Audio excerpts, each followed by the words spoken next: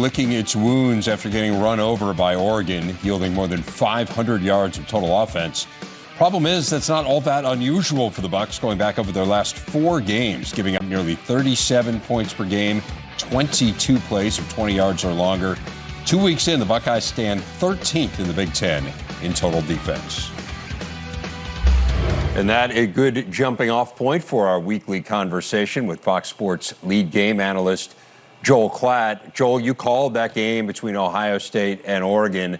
Want to get a sense from you as to what you think the issue is here with the Ohio State defense. Is it a scheme issue? Is it a personnel issue? Is it a coaching issue? What's going on here? I think it's a combination of all of those things. Rev, this is. I'll put it pretty bluntly, and I don't think they would even be offended by this because I think they would say the same thing. It was a pitiful performance from their defense on Saturday. I felt like the original scheme didn't work and they didn't adjust. They don't seem to have any ability to adjust in game on that defensive side of the ball, which has gone back to even last year, and I think that's a problem. The execution from the players and the schemes that they did run was awful.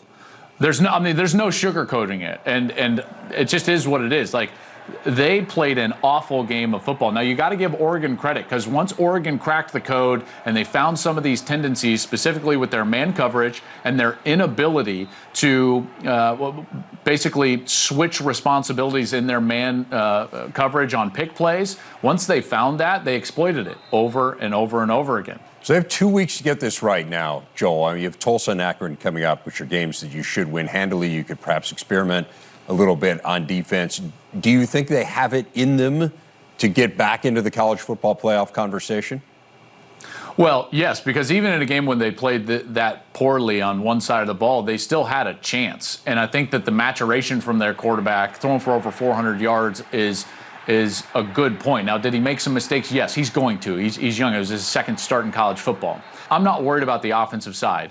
Can they adjust on the defensive side? Sure, they can. Are they better than the teams that they're going to be playing on their schedule? Yes, they are. Are teams going to be capable of exploiting them if they do not adjust? Yes, that answer is also yes. Rev, I believe one of the things that they have to do, and I know that this is a 30,000-foot view and it's very simplistic, but they've got so many young players on their defense that are highly skilled, talented, but have good length. Rev, if you got 6 foot, 6'1", 6'3" corners like Ryan Watts, I think that maybe you should think about playing more zone defense. And the reason is because you put eyes in the backfield. One of the things that they're struggling with going back to last year and now has shown itself to be the case this year as well is their propensity to give up explosive plays. If I'm Ohio State right now, this is the assumption that I'm going to make. I'm going to make a bet that the teams that I play are not going to be able to execute at a higher level than us for 10 or 12 plays if I'm in that man defense and I don't give up big plays. I don't want to allow them to score in 2 plays, 1 play, and have these easy runs into the end zone like we saw against Oregon on Saturday. So I think switching up to a zone more prevalently as their main defense would be very beneficial for them, in particular with the lack of experience that they have in the back end of that defense. So who's the team to beat in the Big Ten right now? Is it still Ohio State? Is it someone else? I don't know. That's a great question. I hope you guys are talking about that over and over again, because here's the thing. I think we've seen some teams this year that have been better than we expected. Penn State being one of them. With Penn State's defense and the way their offense has played since the first half of the Wisconsin game, you're telling me Penn State's an easy out? I think Penn State's right up there. Michigan has looked much better. Now, I don't want to go too far with Michigan because they reel you in. They're like Texas, man. They reel you in, and then bam, it's like they just, hit you on the head. Iowa has been terrific. They've got to fix things on the offensive side, but their defense is incredible. They have faced 2 experienced veteran quarterbacks in Michael Penix and Brock Purdy. 2 offenses that we expected a lot out of in Indiana and Iowa State at the beginning of the year. And they hold those 2 quarterbacks to under 50% passing, no touchdowns and 6 interceptions.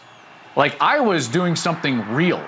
I think Wisconsin's defense is real. Holding, what was it, Eastern Michigan under 100 yards, I think 92 yards. Their offense will continue to get better. As Ches Malusi gets his feet wet as the featured back, I think they become even bigger and better in that run game. Maybe Jalen Berger is a guy that can come in there and spell Malusi as well. But there are teams, I'm just saying, there are teams that will and can beat Ohio State if Ohio State is going to play that poor a game as they did on Saturday in a big environment. By the way, they were ready to go. This is not like, boy, this snuck up on us. I know I'm talking a lot here, but they hadn't played in the shoe in front of fans for 650 days. Right. And that's what we got. Like that was an alarming performance from Ohio State, which is why Ryan Day has talked about some changes coming on that side of the ball. Let me leave you with this. You have the Nebraska-Oklahoma game coming up on Saturday. No great secret, it's a game Nebraska's staff wasn't exactly overjoyed at the prospect of playing. I know you've been watching a lot of tape. How big is the gap here? It's pretty big. I think it does not help Nebraska that OU will have learned an important early season lesson in their close call against Tulane. You'd rather Oklahoma come in fat and happy and think that they're world beaters, and then you put together some sort of scrappy game plan and then you win the game. That was the case last year when Kansas State came in to Oklahoma early in the season and ended up stinging them and beat them on the road there in Norman. Oklahoma is going to be ready for this game.